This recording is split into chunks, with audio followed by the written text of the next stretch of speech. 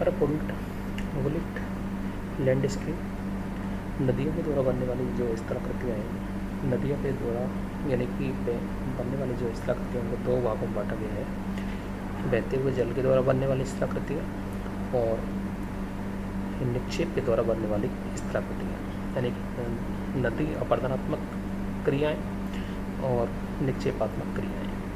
नदी अपरदनात्मक प्रक्रियाएँ यानी कि अपघर्षण और सन्निघर्षण विलयन जल गति क्रिया द्वारा।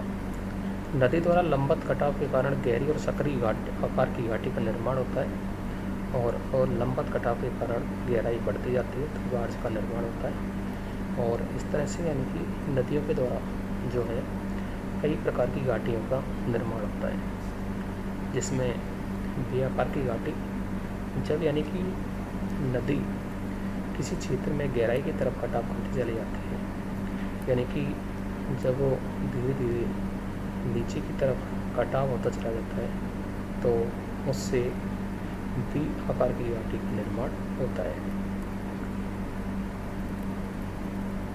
और गार्ज जब यानी कि किसी क्षेत्र के अंतर नदी प्रवाहित होती है और नदी बहते बहते किसी क्षेत्र के अंतर्गत एक गहरी घाटी का निर्माण करती चली जाती है, जो कि लंबी और सकरी घाटी के रूप में नदी बहती है, जिसकी गहराई लगभग 30 मीटर से भी अधिक हो जाती है। तो ऐसी जो स्थिति होती है उसको बोलते हैं गार्ज। और जब वो नदी बहते हुए मार्ग में धीरे धीरे एक विशाल गड्ढे का निर्माण कर लेती है, जो कि झील नुमा रूप लेती है, उसको बोलते हैं कैनियन। और जब वो जो नदी बहती है तो यानी कि नदी के जो मध्यवर्ती मार्ग होते हैं, नदी जो बहते हुए अपने मार्ग में छोटे छोटे गड्ढों से झील नुमा आकृतियों का निर्माण कर लेती है।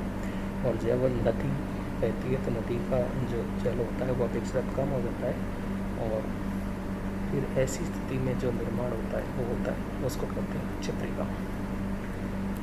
जलप्रपात जब यानी कि नदी बहते हुए ऊपर से नीचे की ओर गिरती है, यानी कि बहता हुआ जो जल है जब वो ऊपर से नीचे की ओर गिरता है तो जलप्रपात कहलाता है। अवनमन कुंड जब यानी कि छोटे छोटे गड्ढे कई गड्ढे से मिल जाते हैं तो अवनमन कुंड का रूप ले लेते हैं, यानी कि झील के आकार के रूप में उनका निर्माण हो जाता है। जल गर्ते का जब गहराई की तरफ कटाव होता चला जाता है तो उसको जल गर्तिका के नाम से जाना जाता है। विसर्प उसको कहते हैं जब नदी बहती है और नदी बह करके अपने मार्ग में एक चित्रिका का निर्माण कर लेती है और अपना जो एक झील का जो रूप होता है उसको अलग छोड़ देती है और दूसरे मार्ग से बहने लग जाती है, उसको बोलते हैं नदी विसर्प। नदी वेदिका यानी कि नदी वेदिका जब तटीय क्षेत्रों के अंतर्गत बहुत भारी मात्रा में जल प्रवाहित होता है तो तटों का जो सीढ़ी नुमा कटाव होता है उस सीढ़ी नुमा कटाव को कहते हैं नदी वेदिका।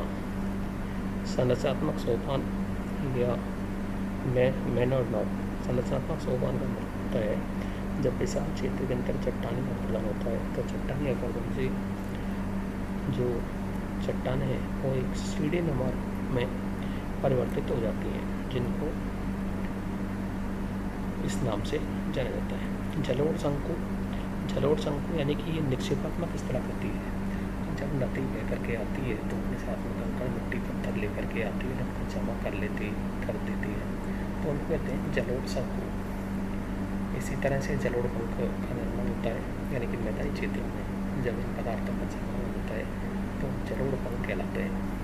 प्राकृतिक बांध यानी कि जब नदी एक क्षेत्र के अंदर बह रही होती है और अपना मार्ग परिवर्तित कर लेती है और पहले के अंतर्गत जब वो मिट्टी का जमाव कर देती है तो वहाँ तट बांध का निर्माण हो जाता है, जिसको बोला जाता है प्राकृतिक बांध।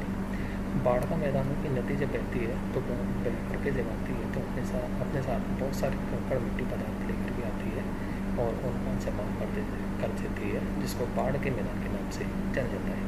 विसर्प जब यानी कि नदी बहते हुए अपने मार्ग में यानी कि एक झील नुमा आकृति बना देती है तो उसको बोलते हैं नदी विसर्प। इसी तरह से गोकुल झील है।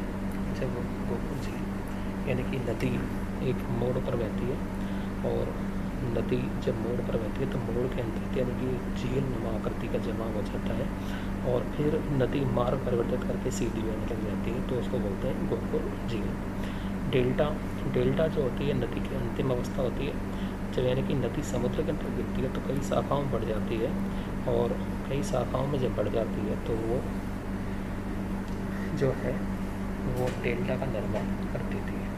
धीरे धीरे यहाँ नदी का जो वेग है वो काफ़ी कम हो जाता है और अपने साथ में जो बल लेकर के आते हैं उसको जमा कर देती है, तो इस तरह से डेल्टा का निर्माण हो जाता है। तो इस तरह से डेल्टाओं के जो प्रकार हैं इनमें चापाकार डेल्टा है, पंजाकार डेल्टा है, ज्वार नदमुख डेल्टा है, प्रत्यक्ष डेल्टा है, प्रगतिशील डेल्टा है, दैत्याकार डेल्टा है। इस तरह से इनका निर्माण होता है। तो इस तरह से यानी कि बहते हुए जल के द्वारा इनका निर्माण होता है।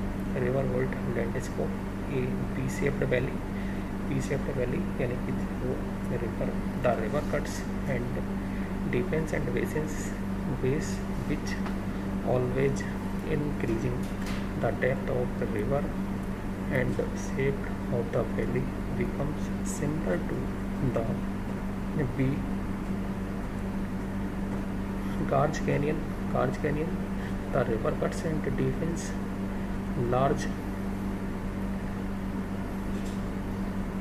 यानी कि जब नदी एक बड़ी गहराई की तरफ कटाव होती चली जाती है तो उसको गार्ज कहते हैं। कैनियन लेक के समान होता है, यानी कि झील के समान होता है, जो कैनियन के नाम से जानता है। Waterfalls and basins when the water river falls directly from a great height down stream at a high speed is called waterfall. इस तरह से यानी कि जो नदियाँ हैं, नदियों के द्वारा इस तरह का निर्माण होता है। रिवर वेदिकाएँ यानी कि जो नदी वेदिकाएँ हैं, जो तट होते हैं यानी कि जो तट होते हैं, तटों का कटाव होता है तो उससे रिवर वेदिकाएँ बनती हैं। और रिवर डेल्टा यानी कि लास्ट स्टेज जो होती है नदी की, उसमें नदी जो होती है यानी कि द रिवर्स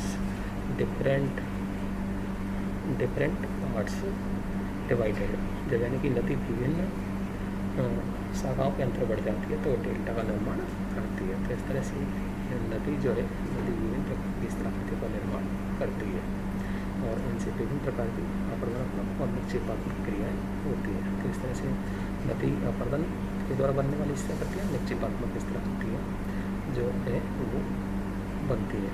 निक्षेपात्मक स्थलाकृतियों में जिसमें जलोढ़ है, जलोढ़ समभूमि मैदान है, डेल्टा है, ये निक्षेपात्मक स्थलाकृतियाँ में।